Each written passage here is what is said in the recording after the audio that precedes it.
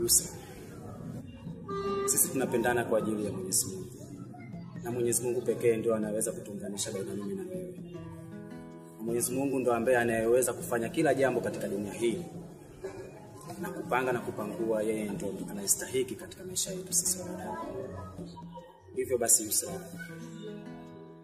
kwa hiki ambacho ninachotaka kukisema sasa hivi, nilikuwa nahitaji kukuingia ndani ya moyo wako na Mungu afanye wepesi ili jambo lisiwe zito kwetu. Yusra, nahitaji kukuoa.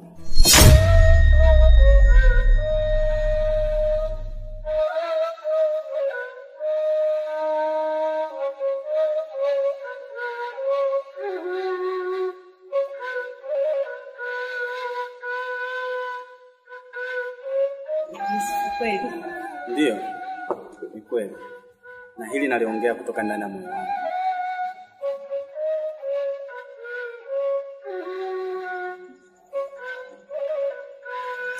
Sana.